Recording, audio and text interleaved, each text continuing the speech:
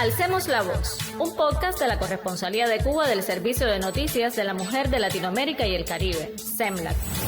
Te proponemos encontrarnos el día 25 de cada mes para hablar sobre la violencia desde miradas diversas. Daremos voz a activistas y expertos, a personas con experiencia de vida y testimonios relevantes. Y claro, tus opiniones también serán importantes.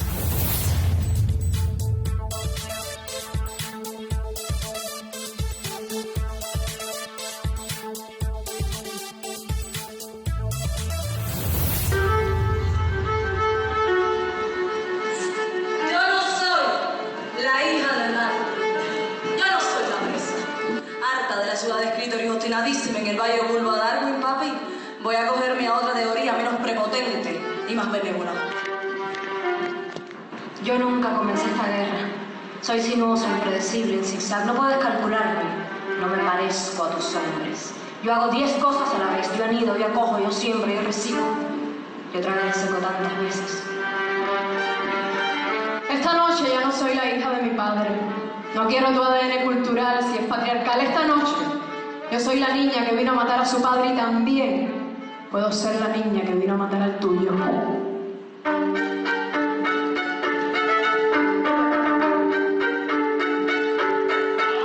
qué voy vestida? Dilo, de hembra, de cielo, de noche. Yo me he visto como yo quiera. Me encanta la transparencia, me llega hasta los escotes. Soy la dueña de este cuerpo y no es un patio trasero. Yo elijo cómo me visto y con quién me desvisto. ¿Tú entendiste que solo el sí es sí?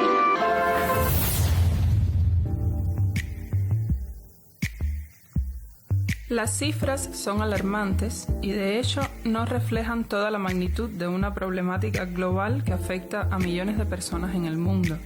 Así lo afirma la Organización Mundial de la Salud, la OMS, cuyas estimaciones dan cuenta de que cada año se producen al menos 12 millones de crímenes sexuales. El 90% de los casos no son denunciados. Estas cifras impactantes revelan la magnitud de una realidad que trasciende fronteras y afecta a personas de todas las edades, géneros, orientaciones sexuales y procedencias. En un informe mundial sobre la violencia y la salud, la OMS señaló que aproximadamente el 20% de las mujeres y entre un 5 y un 10% de los hombres afirman haber sido víctimas de abusos sexuales en su infancia. Estos datos evidencian que la violencia sexual es un problema arraigado en nuestras sociedades, con consecuencias devastadoras para la salud física, emocional y psicológica de las personas que están afectadas.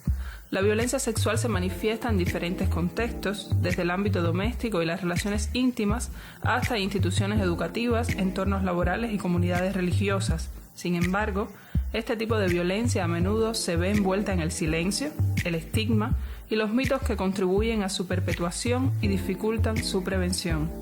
Esto es Alcemos la Voz, un podcast de la Corresponsalía en Cuba del Servicio de Noticias de Latinoamérica y el Caribe, CEMLAC. Yo soy Lisandra Fariñas y estos serán unos minutos de audios para hablar sobre diversas manifestaciones de la violencia sexual. Acompáñenos.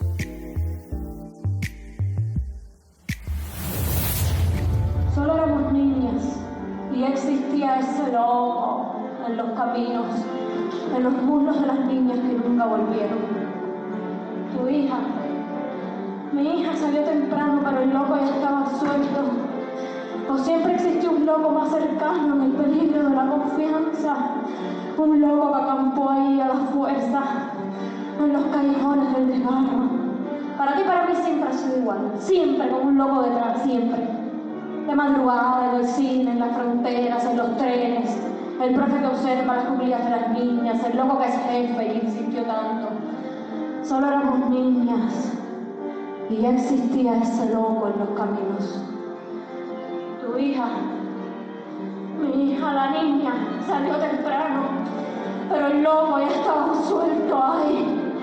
El pedaleo del loco detrás de los pasos de mi hija, detrás de los lacitos de mi hija, detrás de la piel limpia de mi hija, detrás de la batita de mi hija, detrás de los muslos de mi hija.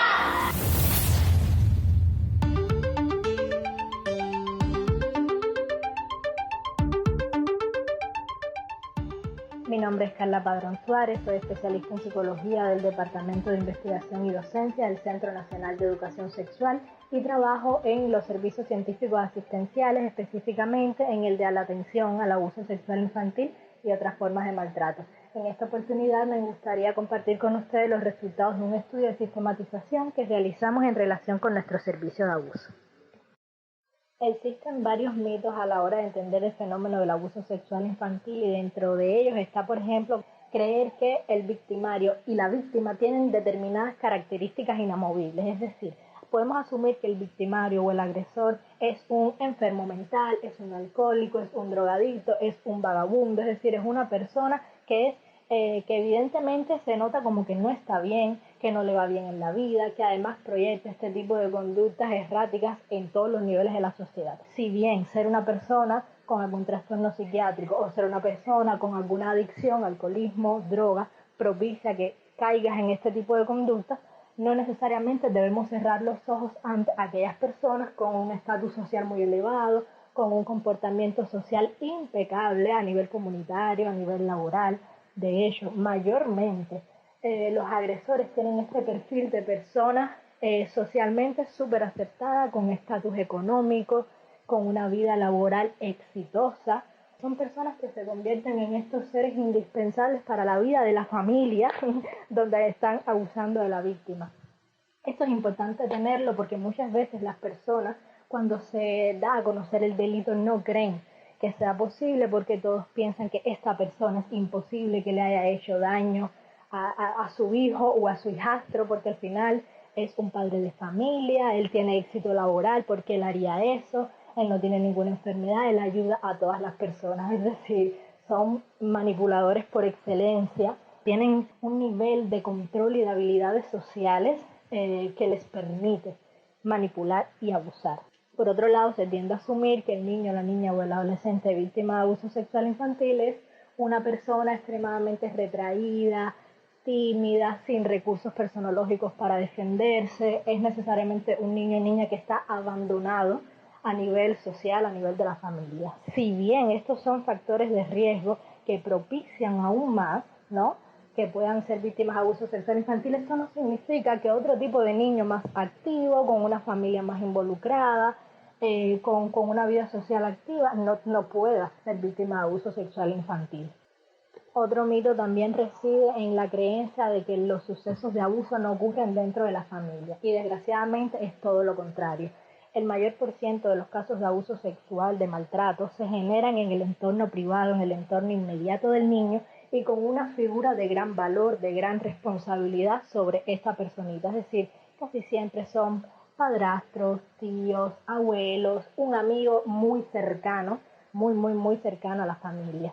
Por supuesto que este perfil es mucho más amplio. Repito, cualquier tipo de persona puede ejercer abuso y puede abusar, pero mayormente nuestras cifras, los estudios y la experiencia clínica han demostrado que casi siempre es dentro del propio núcleo familiar donde sucede el abuso y con una persona extremadamente valiosa para el niño o la niña, bastante cercano. De hecho, justamente por eso es uno de los grandes sufrimientos del niño, porque tiene esta confusión, este conflicto ambivalente de ver a esa figura como importante, como alguien que le daba amor, como alguien que le generaba seguridad, porque esta persona manipula, esta persona seduce. En un primer nivel, antes de cometer el abuso, el agresor, el victimario, se vuelve una persona importante para este niño o niña, lo hace sentir querido, lo hace sentir escuchado, se vuelve una persona muy cercana y lo empieza a seducir, ya sea con los afectos o con cosas materiales. Y cuando ya el niño está completamente seducido por esta persona, pues es mucho más fácil después cometer el abuso. Entonces, por eso es muy importante entender que el abuso mayormente sucede en el entorno más inmediato del niño, con las personas con las que más interactúa. Él me fue acostumbrando a estar siempre pegada a él desde los 5 a 6 años. Siempre fue quien me llevó a la escuela, me sacaba a pasear y desde edades tempranas me fue acostumbrando a que eso fuera normal. Cuando entré en la secundaria, con 12 o 13 años más o menos, fue cuando empecé a tener relaciones sexuales conmigo. En ese momento lo acepté porque yo era una niña inocente que no salía ni al parque. Era de la casa a la escuela y de la casa a la iglesia. No sabía nada del mundo, no tenía esa maldad para entender qué estaba sucediendo. Cualquier persona se daría cuenta, pero mi mamá, por su carácter, no ve las cosas que suceden a su alrededor y no le da mucha importancia a una señal y por eso ella nunca se dio cuenta. Además, mi papá se encargaba de cegar a los demás. Tenía una imagen perfecta.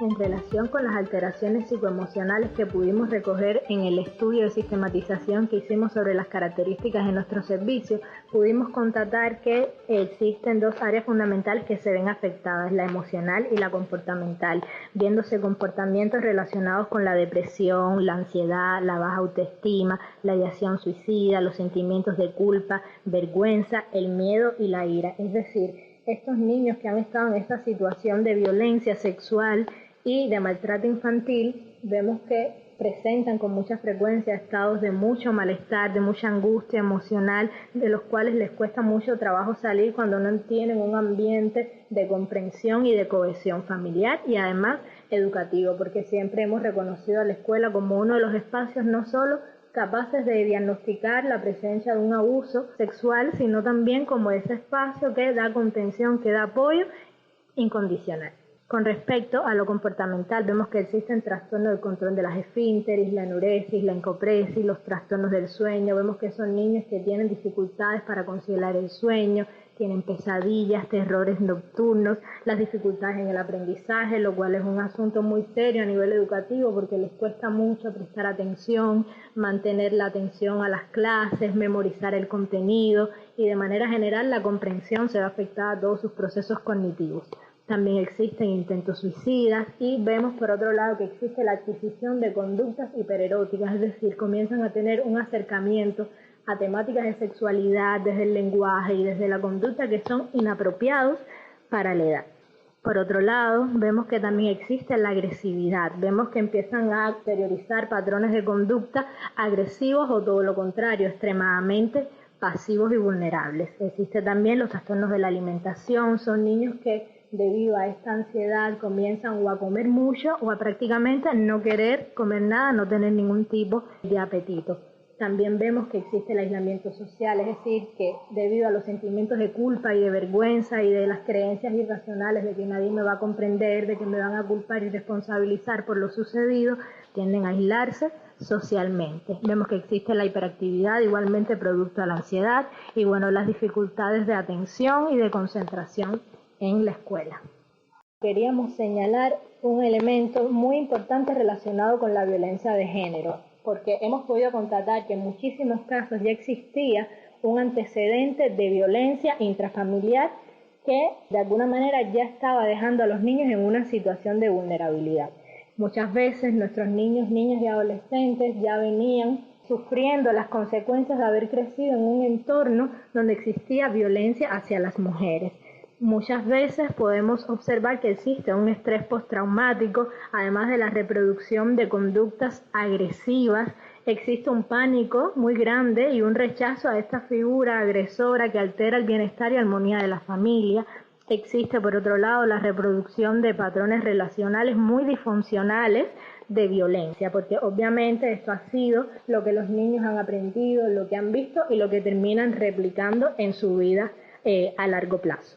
Es importante señalar de que muchas veces esta violencia no es indirecta, ¿no? Es decir, que los niños sean testigos de esta dinámica familiar disfuncional, de esta violencia de género, sino que también a veces ellos son los sujetos de este tipo de violencia, ya que existe una imposición de patrones sexistas y machistas, es decir, cuando existe como que este condicionamiento, esta diferenciación en la crianza de niños y niñas, cuando le exigimos a las niñas que sean extremadamente pasivas, obedientes, sumisas, poco activas a la hora de la resolución de los conflictos, de la toma de decisiones, que siempre estén esperando, ¿no?, que venga un hombre a solucionar sus conflictos, y en el caso de los varoncitos pues también se les exige que no expresen sus emociones, que no lloren, que no aparenten debilidad, que se muestren siempre activos, que van en busca de la economía del hogar. Es decir, son presiones y exigencias que desde muy temprana edad ya sufren mucho nuestros niños y niñas. También vemos que existe como que este reforzamiento de un patrón heterosexista hegemónico en donde se ve esta relación lineal entre el sexo, el género y la orientación sexual, pidiéndose a los varones que tengan genitales masculinos, que se comporten de una manera varonil y que además sean heterosexuales, es decir, le gusten las niñas o la persona del sexo opuesto. Existe esta diferencia, ¿no?, en el estilo de educación de niños a niñas, siendo mucho más permisivo con los varones y con las niñas, teniendo mucho más control y mucho más exigencia por el simple hecho de ser niñas, además de las limitaciones para el desarrollo y expresión de una personalidad más libre y auténtica. Mi niñez fue dura porque no tenía las libertades normales de cualquier niña. Era como si yo no tuviera voluntad propia y fuera una dependencia de mi padre, principalmente. No podía escoger mi ropa, tenía que ver si a él le gustaba. Mi mamá trataba de suavizar la situación, pero era imposible. Desde pequeña tengo actitudes para el canto y no me dejaban cantar ni en la escuela. Muchacha al fin, y con el carácter fuerte que tengo, me escapaba para los ensayos de la escuela, pero era algo prohibido. Cuando me descubrían, venía el golpe. Varias personas me han preguntado si él me amenazaba o me agredía, pero no. La forma en que se sobrevivía en mi casa era suficiente para tomarlo como una amenaza. También había golpes cuando no se hacía lo que él quería. Él lo manejaba todo en la casa. Mi mamá a veces trataba de persuadirlo, pero no era posible. Entonces venían los golpes para ella y para mí.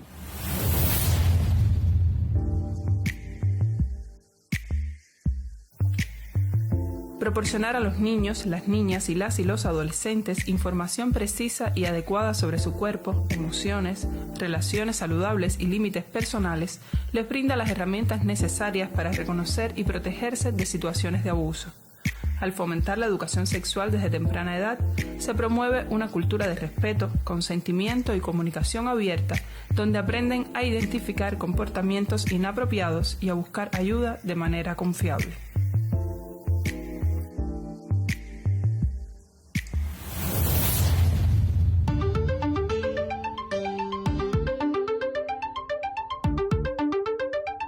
La educación integral de la sexualidad juega un papel fundamental para la prevención del abuso sexual infantil, siempre que entendamos que el conocimiento es poder.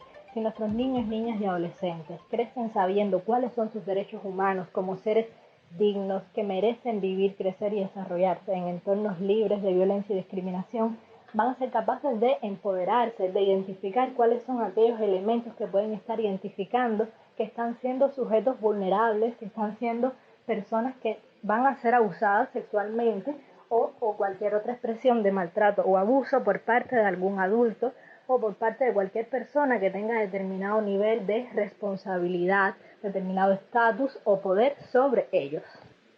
Sobre esta misma línea, cuando nuestros niños, niñas y adolescentes entienden que existen derechos sexuales y reproductivos, los cuales ellos tienen que ejercer plenamente, son capaces de poner límites, son capaces de desarrollar un tipo de comunicación asertiva, eficiente para saber decir que no, para saber alejarse de situaciones y personas que les pueden estar generando alguna angustia, algún miedo, alguna preocupación. Cuando los niños son educados en función de conocer más sus sensaciones viscerales, sus instintos, que sean capaces de, a nivel corporal, a nivel de gestos, identificar rasgos en personas que pueden estar queriendo maltratarlos, ellos son capaces de ir a pedir ayuda. Cuando hemos creado entornos, espacios de comunicación, de confianza y de seguridad con nuestros niños y niñas, es decir, que estos nos perciben como sus aliados y no como meras figuras de poder y autoridad que les ponen límites, que les imponen reglas, estos van a ver a los padres como personas confiables, que no siempre tienen por qué ser los padres, aunque esto sería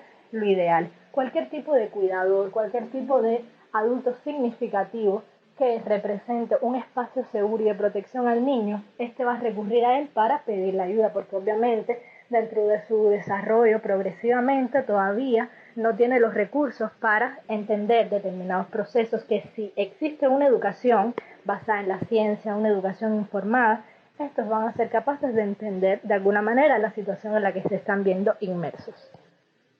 Asimismo, mediante la educación, ellos son capaces de entender que su cuerpo es de ellos, que lo tienen que respetar, empezando por ellos mismos, empezando por la autoaceptación y el respeto a la diversidad corporal y de las diferentes personalidades que van a estar representando los cuerpos. Es decir, es educar a nuestros niños en función del amor propio, de la autoaceptación y del respeto hacia los otros, aunque sean diferentes a nosotros, para así poder crear una sociedad más justa y tolerante.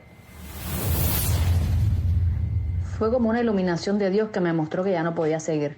Hallé el apoyo en una persona que no es mi mamá, una señora que desde pequeña ha estado conmigo y me ha ayudado muchísimo. Simplemente le dije que orara por mí porque mi papá y yo estábamos haciendo cosas que a Dios no le agradaban. En mi mente no podía entender que yo no era culpable de lo que me estaba sucediendo. Parece que ella determinó que debía preguntarme para estar segura y le dije que sí. Ahí fue cuando empezó todo. Al día siguiente fue a mi casa a hablar conmigo. Nos sentamos en un parque y me confirmó algo que me estaba pasando por el corazón. A ella le había sucedido algo similar. Por eso fue que pude entenderme, porque estaba viendo las señales. Su papá la estuvo tocando y ella se lo dijo a su mamá. Pero en aquel tiempo las mujeres no eran igual que ahora. Su mamá habló con su marido y ya no la tocó más. Ella me ayudó mucho a aceptar lo que había sucedido, a poner las cosas en su lugar, a saber que yo no tuve culpa de nada. Ese mismo día por la tarde hablé con mi mamá, se lo dije y empezó el proceso.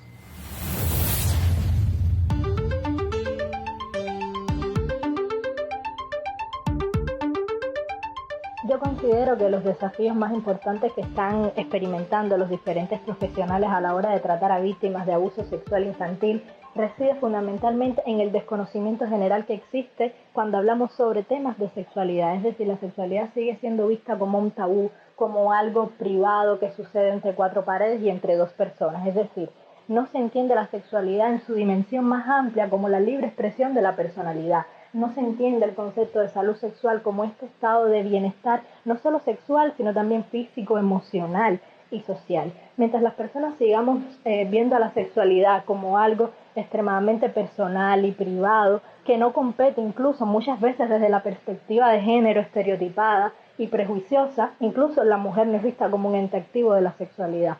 Por lo tanto, si se trata del bienestar sexual de una mujer o de una niña o adolescente femenina, se ve como un elemento de segunda categoría. Por lo tanto, sí, hablar de sexualidad es difícil cuando hablamos de una sexualidad abusada, violentada. Más trabajo le cuesta todavía a las personas entender que esto se debe tratar con total naturalidad. O sea, desde el punto de vista de que hay que visibilizarlo, hay que aceptarlo. No podemos seguir intentando esconder un fenómeno que es una pandemia a nivel mundial, porque el abuso sexual infantil no se da en un determinado tipo de familia o las víctimas son determinado tipo de personas. Cualquier persona, independientemente de su estatus, de su edad, de su color de la piel, de la región o el país del que provenga, puede ser víctima de este fenómeno de abuso y de daño lascivo. Por lo tanto, es muy importante que los profesionales acaben de buscar las competencias, las capacitaciones y los procesos de formación y sensibilización para saber hacerle frente a este tipo de dificultades, porque muchas veces en el campo de la salud llegan los niños y no siempre se identifican aquellas lesiones físicas, aquellas magulladuras, moretones, raspones, aquellas secreciones de fluidos o sangre en determinadas áreas y zonas del cuerpo que no corresponde que el niño o la niña o el adolescente lo esté manifestando. Es decir, no se debe tener miedo a seguir en esta exploración que pase de la exploración física a una exploración más psicológica. Entonces, esa, en mi opinión, de ahí radica la gran dificultad que existe para hacerle frente a este fenómeno, el temor, el pavor que le da a las personas a hablar sobre sexualidad y vincularlo con la infancia y la adolescencia. Porque si bien hablar de la sexualidad en la adultez puede resultar difícil, imaginemos lo difícil que va a ser si lo asociamos a la infancia, porque todavía no vemos a nuestros niños, niñas o adolescentes como seres sexuados, que también están expuestos. Por otra parte, nuestro código de las familias, nuestro código penal y de manera general la cultura jurídica que se está intentando implementar en nuestro país aboga por la no violencia en todas sus dimensiones y cualquier tipo de sus expresiones. Existe tolerancia cero a la posibilidad de que exista abuso, fundamentalmente abuso a nivel intrafamiliar, abuso a la mujer o abuso a nuestros niños, niñas o adolescentes. Desde nuestro código intentamos promover una cultura en la que las personas tengan este empoderamiento en derechos, es decir, que exista esta alfabetización en relación con los derechos humanos, con los derechos sexuales y reproductivos, una mayor comprensión acerca de la violencia y sus diferentes dimensiones. Asimismo, desde el Centro Nacional de Educación Sexual se ha generado este espacio de atención a las víctimas y a sus familiares para así poderles dar esta contención, este acompañamiento psicológico, y desde el punto de vista judicial también tenemos la asesoría jurídica que busca orientar, acompañar y dar determinadas pautas para el accionar en el proceso legal. Propuestas a vos. Hoy te traemos 2 recursos a propósito del tema que estamos abordando. El primero es una propuesta de cómo comunicar en casos de violencia sexual contra mujeres, orientado al personal de los medios de comunicación. Esta guía, presentada por el Instituto Vasco de la Mujer Emacunde, espera contribuir a que se reconozca en los medios el impacto que las informaciones y opiniones sobre la violencia sexual tienen en las mujeres y el conjunto de la sociedad.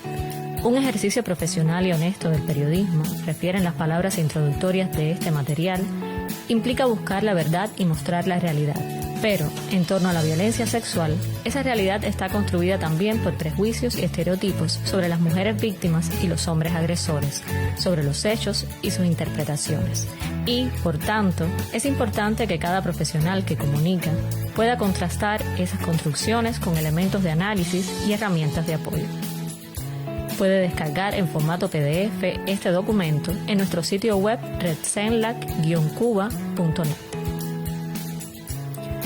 Te proponemos además la guía para padres y madres de familia, cómo prevenir el abuso sexual contra nuestros hijos e hijas, publicada por UNICEF en su sitio web.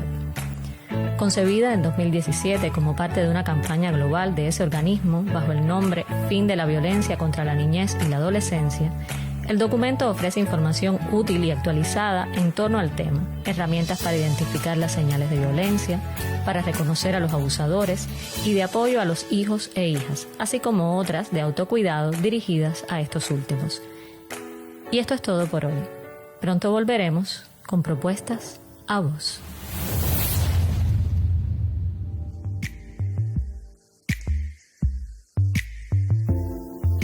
Hoy en Alcemos la Voz hablamos sobre la violencia sexual, un flagelo del que son víctimas muchas personas, fundamentalmente mujeres y niñas. En ocasiones, las agresiones sexuales son perpetradas por las parejas o cónyuges. Esta forma de violencia es especialmente insidiosa, ya que ocurre en el contexto de una relación íntima y supuestamente basada en el amor y la confianza. La violencia sexual dentro de la pareja puede manifestarse de diversas maneras, como coerción, manipulación, violación conyugal y abuso emocional. Es esencial entonces reconocer que ninguna forma de violencia sexual es aceptable y que todas las personas merecen relaciones seguras, respetuosas y libres de maltratos y abusos. Todo lo que ella no quería en su vida y yo. Todo lo que ella detestaba y yo. Todas las veces que una mujer aguantó un golpe en silencio y yo. En ese árbol estaban todos los cuerpos que habían sido empujados, golpeados, disparados, macheteados, picoteados. En ese árbol que le estorbaba y que ella quería talar estábamos todos los jefes, los borrachos, los abusadores. Y a veces el lugar más peligroso para una mujer es su propia casa.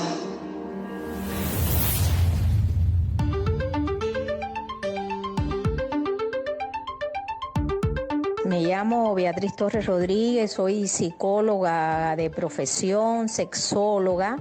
Soy la presidenta de la Sociedad Cubana Multidisciplinaria para el Estudio de la Sexualidad y soy parte de la Consejería para Mujeres en Situaciones de Violencia del Centro Oscar Arnulfo Romero. Los factores que contribuyen a la violencia sexual dentro del espacio íntimo de la pareja está basado, por supuesto, en la violencia estructural, o sea, en la violencia patriarcal, en el poder que sienten los hombres, piensan que tienen sobre las mujeres, sobre sus cuerpos, sobre sus relaciones interpersonales, sobre su economía, sobre su vida en general. De los elementos que más contribuyen a esta violencia, que muchas veces es naturalizada y silenciada, es todos los mitos relacionados con el amor romántico, por ejemplo, te celo porque te quiero, te controlo porque te protejo, entre tantos otros, por ejemplo, que los hombres, es otro mito, tienen más deseos sexuales que las mujeres y por eso ejercen, determinadas demandas, que si las mujeres entonces no las satisfacen, entonces tienen como la licencia de buscar fuera del hogar lo que supuestamente no encuentran dentro de ella. Por eso muchas mujeres incluso naturalizan el proceso de las infidelidades, también naturalizan, por ejemplo, a pesar de todos los malestares, sufrimiento, implicaciones incluso para su disfrute sexual, el tema de las violaciones maritales, o sea, tener relaciones sexuales por demanda de su pareja y no porque ellas lo deseen, y estoy hablando no solo de frecuencia, sino también de determinadas prácticas sexuales. Otro elemento que creo que es importante, que en muchas ocasiones esta violencia se ejerce desde la etapa del noviazgo o del inicio de la relación de pareja, y tanto la mujer como muchas veces la familia, las amistades dicen, no, es que él es así porque te quiere, lo repito, el mito ese que te cela y te controla porque te quiere y él va a cambiar. Y estamos claros que los violentadores no cambian, excepto que tengan un proceso, por supuesto, de atención, acompañamiento, que vean la necesidad de ello, etc. Para mi mamá y mi papá era un peligro tener 4 hijas solteras en la casa, porque si una salía embarazada sin casarse, se convertía en la deshonra. Cuando cumplí 15 años, me buscaron un novio sin mi consentimiento, y al finalizar la secundaria, me sacaron de la escuela, lo que me trajo muchos conflictos porque me gustaba estudiar. Me habían educado para ser buena esposa y ama de casa. Aunque transcurrieron más de 30 años, todavía no puedo pronunciar el nombre de mi primera pareja. Simplemente es él. No hubo fiesta de nupcias, ni tan siquiera comparecimos ante un notario. El día señalado, él me fue a buscar a la casa de mis padres para pasar la noche de bodas en un hotel. Me tiró sobre la cama, me amarró las manos con el cinto del vestido y me violó. Esa fue mi primera experiencia con un hombre. No conté los detalles a mi familia porque ellos me habían conducido allí. Durante el noviazgo, él me había dado golpes, cosa que conté a mis padres. Había vecinos que me decían, vete de la casa. ¿Pero a dónde? ¿A dónde iba a ir? Después salí embarazada con 16 años. El padre de mi hijo seguía torturándome. Me amenazaba con cuchillos, me pinchaba la barriga. Yo le pedí a Dios que ese hombre se encontrara otra mujer para deshacerme de él. Estaba sola. Nadie se metía en los matrimonios. Mi familia intervino cuando mi mamá me vio tirada en el suelo, casi sin aire, mientras él me apretaba por el cuello. Me fui para siempre. En un intento de compensar todo el mal, me apoyó para que viajara a La Habana a estudiar. Me hice técnica de nivel medio en metalurgia.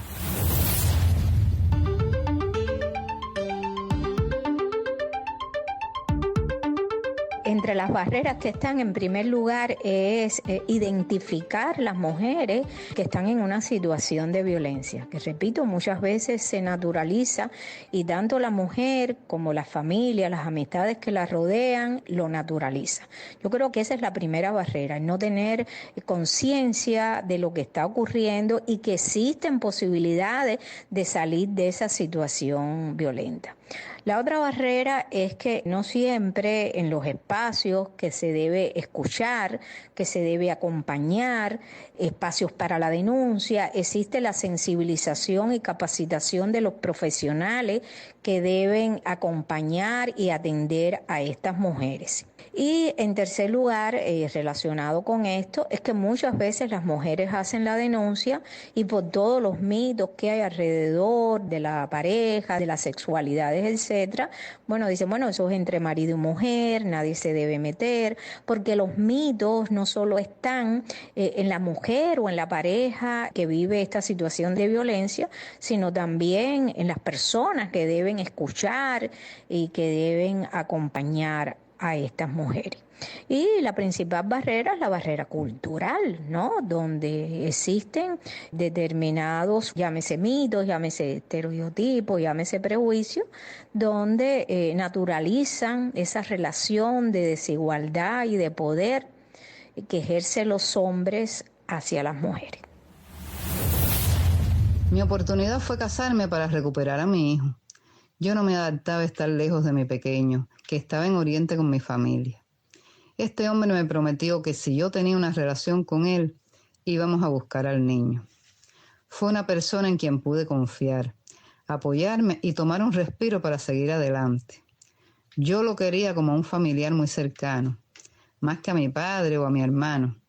Me llevó con una psicóloga en busca de ayuda para superar todo lo que había pasado y mejorar nuestra vida íntima. Estuvimos juntos 11 años de matrimonio, en los que yo pude ser yo, pero no tenía deseo hacia él. A pesar de la ausencia de la pasión, la estabilidad en su casa fue para mí una tabla en medio del naufragio.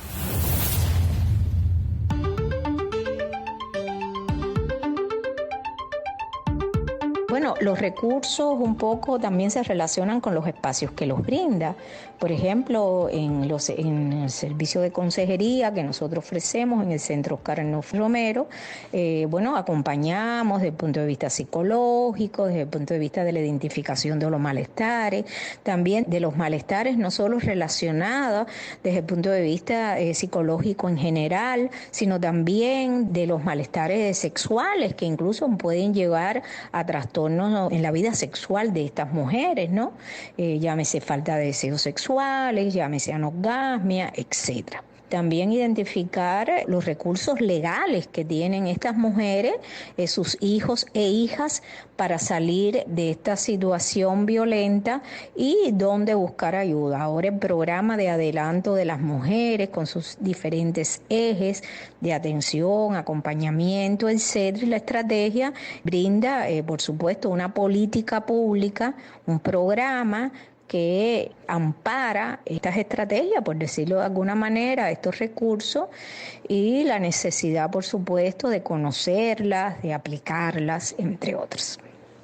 Una de las cosas que lleva la atención a las mujeres en situaciones de violencia es socializar espacios, lugares donde pueden buscar ayuda y acompañamiento. Por ejemplo, en el caso del Centro Oscar Arnulfo Romero, tiene un espacio de consejería para mujeres en situaciones de violencia, donde las acompañamos desde el punto de vista psicológico, la primera ayuda psicológica, de todos los malestares, etcétera, pero también tienen un acompañamiento jurídico cuando deciden hacer la denuncia, dónde acudir, qué mecanismos utilizar, y es muy importante esto porque no hay una revictimización de la mujer, ya que en el mismo espacio se hace el acompañamiento psicológico y el acompañamiento jurídico. También es bueno socializar en los medios de comunicación, por ejemplo, ahora que está el programa de adelanto de las mujeres, la estrategia integral, que otros espacios también pueden buscar ayuda, como por ejemplo los espacios de los centros de las casas de orientación de la familia, para hacer la denuncia, el caso de la Policía Nacional Revolucionaria, la Fiscalía Nacional de la República, etcétera. O sea, hay que socializar a través de los medios y todos los espacios, las instituciones, los centros comunitarios de salud mental, etcétera, todos los lugares donde puedan llegar a la mujer, que existen espacios, servicios y lugares para el acompañamiento psicológico y jurídico y otros espacios para la denuncia. Para ir aclarando, este cuerpo es mío, aunque tú lo veas suelto es mío, aunque esté de fiesta es mío, aunque esté en la playa es mío. Mío es el efluvio, mía solo mía la lubricación, mía son las ganas y mío es el consentimiento. Todo el mundo preguntó que cómo yo vestí de esa noche, pero nadie preguntó cuántas caras, cuántas apariencias puede tener un agresor.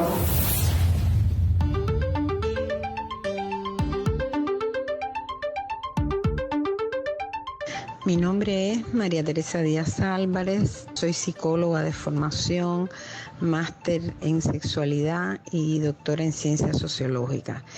Trabajo en el Centro Oscar Arnulfo Romero y ahí coordino el programa de género que tiene que ver con el trabajo con los hombres, con las masculinidades, y también tengo una experiencia importante en los temas de violencia y específicamente dentro de la violencia sexual.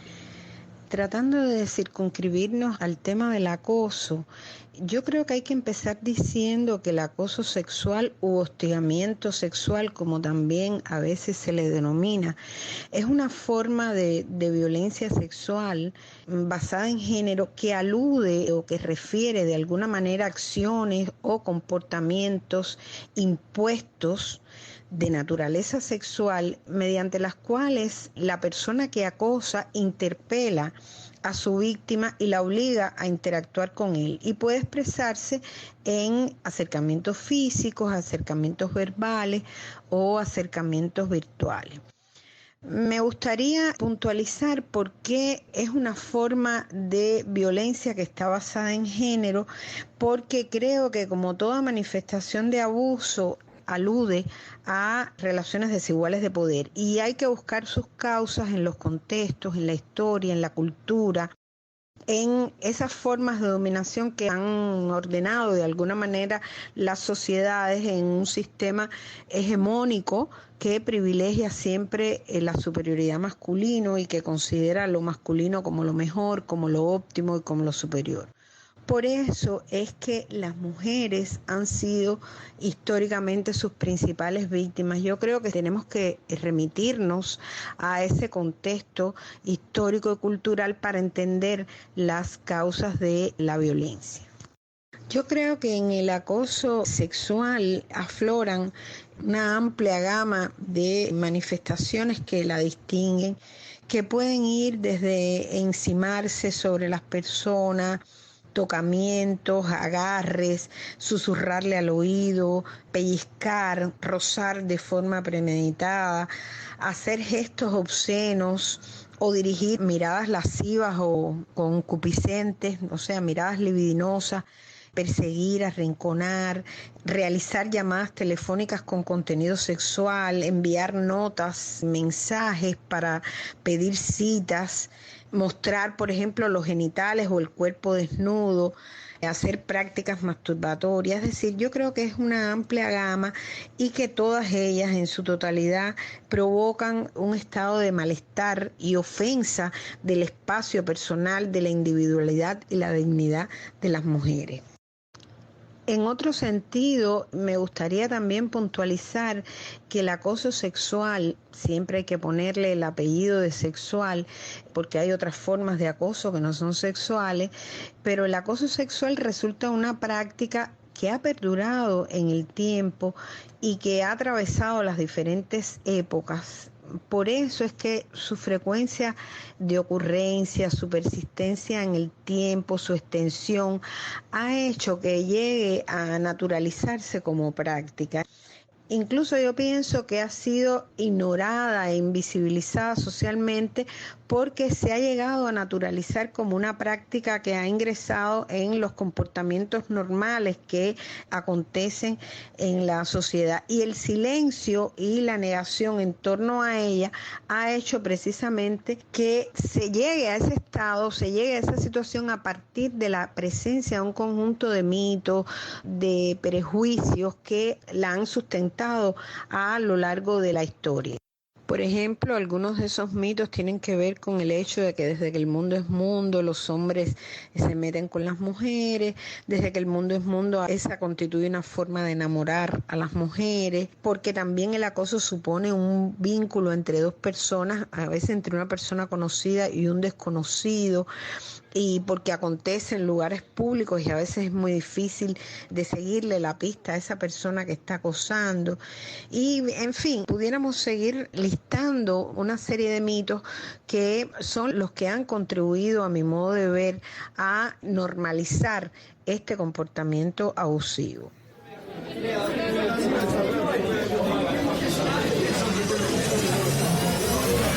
Alcemos la Voz, un podcast de la Corresponsalía de Cuba del Servicio de Noticias de la Mujer de Latinoamérica y el Caribe, CEMLAC. Podrás encontrarnos en nuestro sitio web redcenla-cuba.net, en nuestras redes sociales y a través de las etiquetas Alcemos la Voz contra la Violencia y A Voz.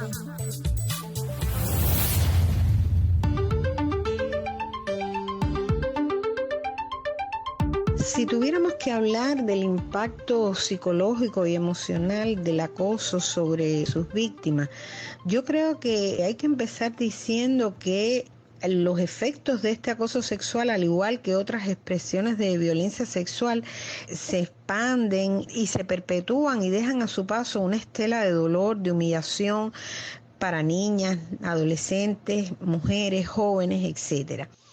Yo creo que es una manera de invadir de forma ofensiva el espacio, la individualidad y la dignidad de las mujeres y deja sin duda algunas secuelas en sus cuerpos, en su espiritualidad, las cuales se pueden expresar en estrés sostenido, en miedo, en temor a salir a la calle, en miedo a usar determinadas prendas de vestir, porque eso puede implicar que vengan sobre ellas con determinados comportamientos.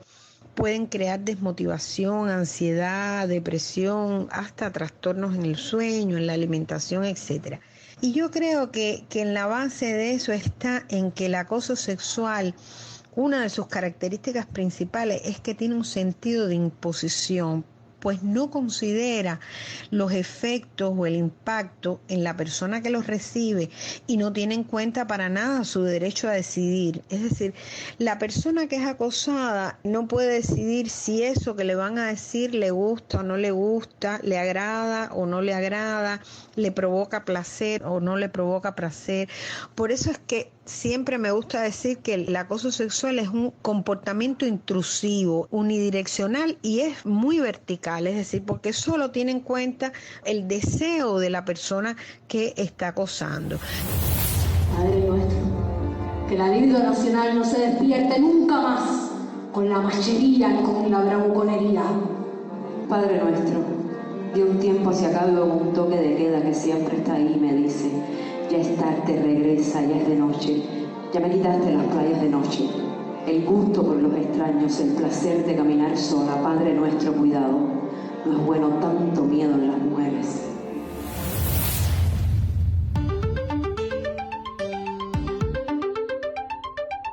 Al uno examinar contextos y las circunstancias en que tiene lugar el acoso, hay que tener en cuenta que no solo alcanzan la vía pública en forma de acoso sexual callejero, es decir, la que tiene lugar en los transportes públicos, en las paradas de ómnibus, en los parques, en los sitios de grandes concurrencias, en los lugares de esparcimiento, porque también existe otros espacios como es el acoso que tiene lugar en las instituciones laborales, en las instituciones escolares, en la familia como institución, en las instituciones religiosas, porque en esta expresión de abuso que se crea en estos espacios acontece un ambiente hostil y ofensivo que va a repercutir de manera importante tanto en la situación laboral, o sea, en el empleo, en el desempeño docente de las personas que son víctimas de este acoso en el escenario escolar, en el escenario religioso y en la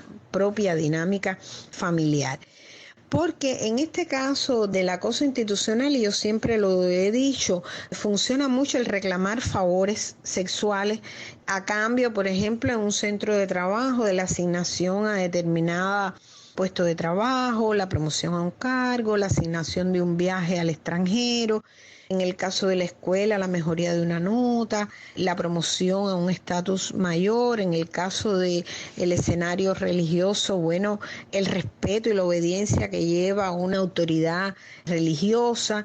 En fin, que siempre de alguna manera ocurre la amenaza, ocurre el chantaje, ocurre la presión a fin de que el acosador pueda obtener lo que desea, ¿no?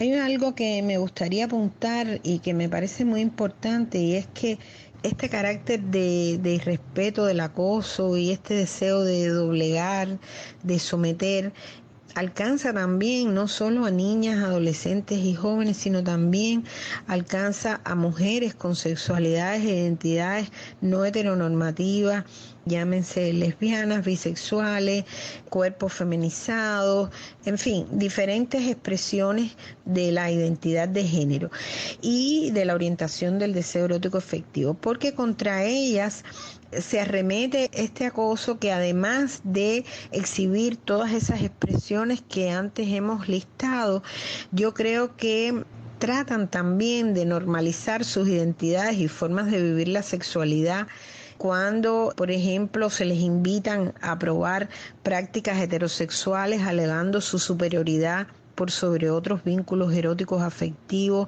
sobrevalorando la capacidad de los hombres para dar placer o minimizando sus deseos y elecciones en nombre de una idea de que nunca han probado lo que es un buen acto penetrativo. En fin, pudiéramos estar listando muchísimas de estas variantes que en nuestra experiencia en el trabajo con estas mujeres nos han suministrado este tipo de informaciones de las que han sido víctimas.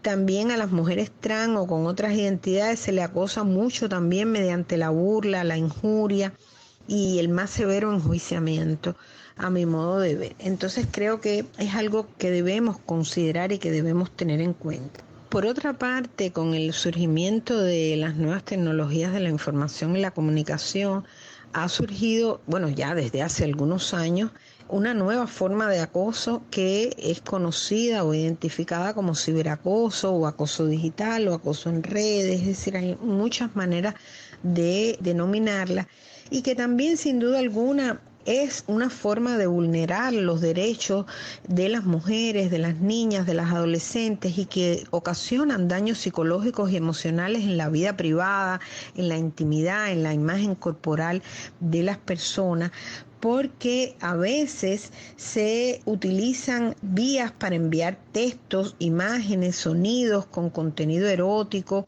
Se realizan proposiciones injuriosas, se divulga información confidencial o falsa que pudiera afectar la privacidad de las personas, todas ellas como forma de intimidación. Es decir, de lo que trata esta forma de acoso es de intimidar, de molestar, de humillar, de atemorizar, de chantajear, y constituye sin duda alguna una forma muy clara de ejercicio del poder y de ejercicio del control machista.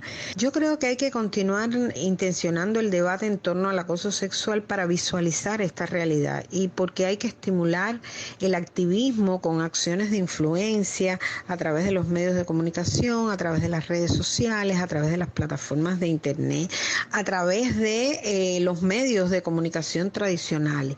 Yo creo que hay que legalizar también la importancia de ofrecer informaciones sobre esta práctica en el escenario escolar en varios niveles de nuestro sistema escolar, a nuestras niñas, niños, adolescentes, para que aprendan a identificar las diferentes expresiones del acoso sexual, para que aprendan a enfrentarlos sin miedos, a saber qué pueden hacer cuando se ven en una situación de acoso, a dónde pueden acudir, cuáles son las redes de apoyo con las que pueden contar en un momento determinado, además de su familia, del escenario escolar, de la comunidad, de los amigos, las amigas. Y en una cuerda más ambiciosa yo creo que hay que educar en lo que significan los privilegios masculinos, el control machista, el patriarcado, el derecho de los hombres a someter, a doblegar en nombre de una superioridad que la sociedad le ha otorgado y que los coloca en un eslabón de superioridad y de ser lo mejor, lo superior y lo óptimo.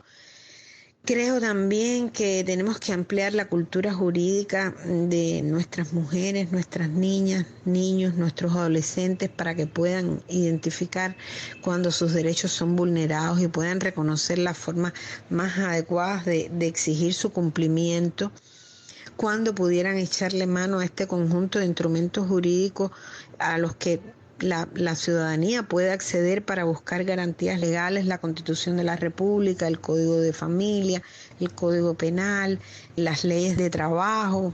Yo creo también que un desafío importante que tenemos que enfrentar en estos momentos es tratar de unir fuerzas para que se cumplan cabalmente los mecanismos de protección a las víctimas de violencia sexual en general y de acoso sexual en particular. Creo que es un reto que tiene la sociedad cubana en estos momentos. No es una labor fácil porque insisto en que es un comportamiento que está muy legalizado, que está muy normalizado, que las personas lo identifican mucho, en muchos casos como lo confunden incluso con el piropo, y sobre esto también me gustaría ahondar en este tema porque me parece algo muy importante. Padre nuestro, ayúdame a fundar un país donde los hombres no toquen a mis hijas.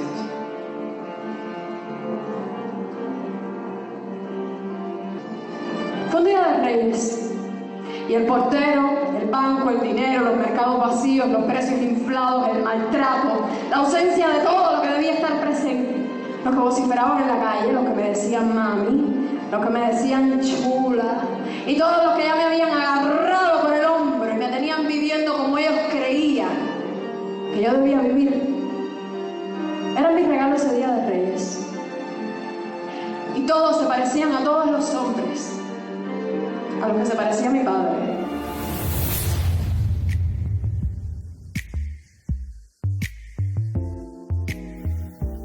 La delgada línea entre el piropo y el acoso sexual ha generado una polémica constante en nuestra sociedad.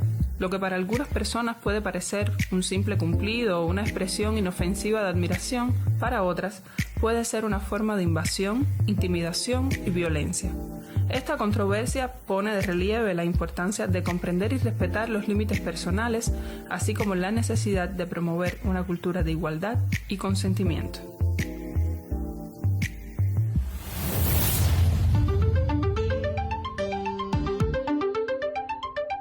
Hay una diferencia entre piropo y acoso por cuanto las personas sostienen que cuando lo que se dice es halagador, es estimulante, es correcto, es bonito, entonces está bien, y eso es un piropo que se recibe o que lo reciben muchas mujeres con agrado y con beneplácito. Y cuando el contenido de lo que se dice o lo que se hace es ofensivo, es grosero, es incluso hasta reiterado, entonces se trata de una forma de acoso.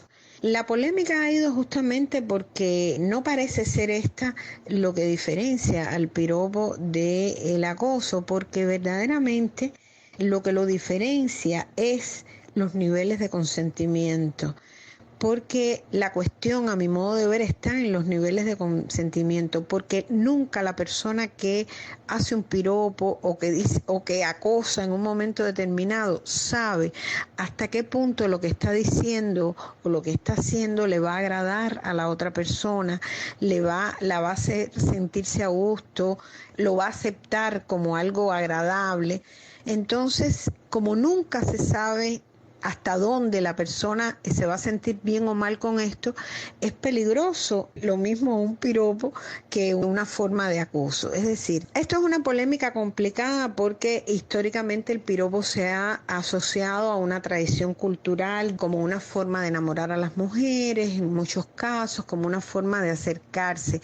Yo creo que hay niveles en esto, es decir, cuando la persona que recibe el piropo muestra agrado en lo que se está diciendo, aun cuando nunca sabemos cómo se va a sentir esa persona, de alguna manera es una intrusión en su vida, es una intrusión en su espacio, aunque sea para decir algo agradable. Pero yo creo que hay señales que las personas pueden dar para mostrar que realmente lo que se está diciendo es agradable o que les gustaría continuar con ese intercambio, porque muchas veces, y lo hemos visto en nuestra práctica y han acontecido ejemplos alrededor de esto, por ejemplo, se meten con una muchacha en la calle, le dicen cosas muy bonitas y la muchacha, bueno, sigue hacia adelante, no hace caso a esto que le están diciendo, qué bonita eres, qué bien te queda ese vestido, qué bien te queda esa ropa, qué bien tú caminas, eres... Cualquier cosa que pueda tener el sentido de un piropo, Y cuando a veces la persona no contesta o se muestra indiferente, entonces empieza la agresión. Pero mira eso, te estoy diciendo cosas bonitas, te estoy diciendo agradables que tú te has creído, quién tú te crees que tú eres, te crees una diosa, te crees superior, si yo lo que estoy es halagándote. En fin, que ya empieza la cosa a tornarse a veces en una relación que no es feliz, es decir, que es una relación totalmente intrusiva, totalmente ofensiva y totalmente humillante para las mujeres. Entonces, bueno, es una polémica que continúa, las personas lo siguen defendiendo. Me he encontrado en mi práctica muchas muchachas jóvenes que me dicen que no les gusta incluso ni que las piropeen, ni que le digan nada. No les gusta que se metan con ellas en la calle, no les gusta que le digan nada. Otras mujeres quizás con más edad lo asocian a que aún con la edad que tienen siguen despertando las pasiones y el interés de otras personas porque le dicen cosas y a veces cosas muy bonitas. Y entonces, bueno, ya digo, es una polémica que continúa y que yo creo que hay que seguir profundizando para llegar realmente a saber cuando estamos hablando de esto que hemos estado recalcando, los niveles de consentimiento, el derecho de las personas a decir no o sí en un momento determinado. Hay otros criterios también que tratan de identificar, por ejemplo, el acoso sexual como algo reiterativo. Sin embargo, si nosotros vamos a las raíces del acoso, podemos ver que a veces un arrinconamiento desagradable, una persecución, por ejemplo, insinuante en un momento determinado, una palabra no deseada, puede acontecer en un solo día, en un solo momento, en una sola ocasión e impactar negativamente en la persona que lo recibe.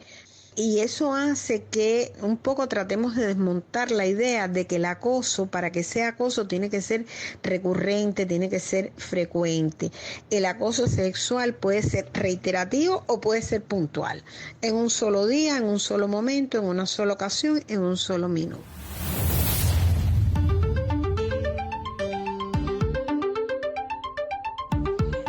Mi nombre es Joanca Valdés Jiménez, soy psicóloga, feminista, trabajo hace varios años en el programa de Oxfam Cuba, una ONG internacional para la cooperación y sobre todo en temáticas relacionadas con los derechos de las mujeres y la justicia de género. A veces se piensa mucho más sobre qué hacer cuando ya está instalada la conducta abusiva y no en cómo prevenir el abuso sexual. Yo creo que en nuestra sociedad es un tema que todavía requiere bastante profundización. La experiencia más reciente, así que hemos trabajado en Oxfam con organizaciones a lo largo de toda la programación del programa en Cuba. Uno de los resultados en los últimos años ha sido la elaboración de una caja de herramientas para entornos comunitarios y organizacionales seguros, que también se hizo de la mano de personas colaboradoras, desde una visión feminista, justamente intentando mostrar caminos hacia la prevención y también hacia la denuncia que tengan en su base sobre todo la crítica y la confrontación a estructuras de poder que reproducen el abuso sexual en estos espacios. ¿En qué consiste la caja de herramientas? Bueno, ofrece toda una serie de marcos normativos que están vigentes en el país y que pueden justamente amparar acciones de prevención, quiere decir de identificación de esta problemática, demostrar que existe y sobre todo desnaturalizar su existencia y su repetición. Ofrece también esta caja de herramientas un glosario de términos que permite a las personas también ubicarse, definir y sobre todo comprender cuándo se trata de abuso, explotación sexual. Y yo creo que el plato fuerte de la caja de herramientas es justamente una guía, una ruta que muestra cómo realmente se puede manejar los entornos laborales para que sean seguros, respetuosos y sobre todo dignos para las personas. Por supuesto que aún se centra en el espacio laboral, pero creo que tiene aprendizajes importantes sobre cómo actuar para prevenir estas conductas, pero también alerta sobre la necesidad de denunciarlas, no solo para las personas que son parte de estas relaciones, diríamos, abusivas, sino también para las personas que son parte del entorno y que pueden estar siendo cómplices de este tipo de relaciones que se dan. Siento que ahora mismo con todo lo que se ha avanzado en el Código de las Familias, en el último Código del Trabajo y con todo un replanteamiento, un posicionamiento del enfoque de los derechos humanos, es clave entender que el abuso sexual se puede dar en cualquier espacio y que romper con estas prácticas que parecen habituales, parecen obvias o se manejan a veces de una manera, diríamos, muy poco críticas, es clave para poder avanzar en su transformación. Pienso que en esta línea la sensibilización y la formación son claves y también es necesario que se dé en todos los espacios. Yo creo que, por ejemplo, tanto en las escuelas como en los espacios laborales, todo lo que tiene que ver con establecer mecanismos de queja, con establecer códigos de conductas, que los convenios laborales e institucionales incluyan todo lo que tiene que ver con la prevención del acoso sexual y también con la sanción del acoso sexual en caso de que ocurra, es necesario. Siento que es un cambio cultural fuerte, necesario y urgente y que no se puede seguir perdiendo tiempo en arrancar, porque justamente los estereotipos que son parte de la reproducción de la violencia muchas veces tratan de encapsularla, etiquetarla solo a nivel de la familia y por supuesto que eso libera los otros espacios de la mirada crítica y de la agudeza de decir, bueno, aquí también hay acoso sexual. Siento que hoy hay un marco legislativo importante en el país que es una oportunidad para empezar a mover estos temas, pero sobre todo concretarlos. Es decir, más allá de la sensibilización, también concretar esos mecanismos para la denuncia, para la prevención y, en los casos necesarios, para la sanción.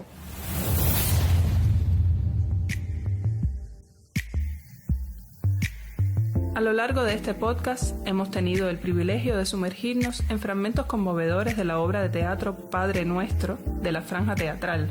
Bajo la dirección de Agnieszka Hernández, esta obra, basada en la novela Carácter del escritor neerlandés Ferdinand Botterbeek, se presenta como un poderoso alegato contra la violencia de género.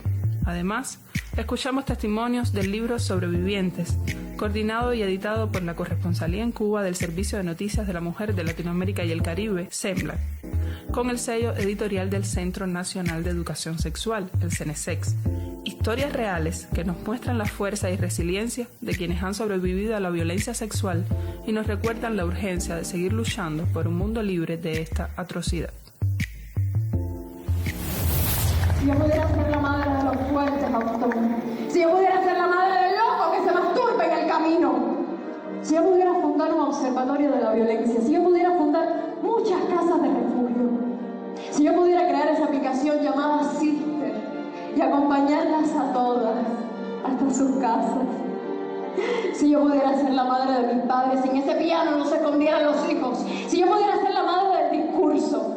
Si no fueran tan machos los discursos y mi país, y los hombres, y los maridos, y los políticos, si todos ellos terminaran algún día de crecer, si no tuviéramos siempre que entenderlos y perdonarlos siempre, como si cada uno de ellos fuera mis hijos, o cada una de nosotras fuera la madre. La primavera será reclamada por las mujeres. Los vasos de leche serán reclamados por las mujeres. Los chocolates de las niñas y el pan para las niñas serán reclamados por las mujeres. La lluvia será reclamada por las mujeres y por las hijas de esas mujeres. Porque las mutaciones Darwin finalmente han llegado. Las insurrecciones Darwin finalmente han llegado. Las niñas que crean sus propios empleos, las niñas sin ADN Darwin, las guerreras, las coloriadas, las que no aguantan más leña, las niñas que ya no se parecen a otros hombres, los hombres que no se quieren parecer más a otros hombres, finalmente han llegado.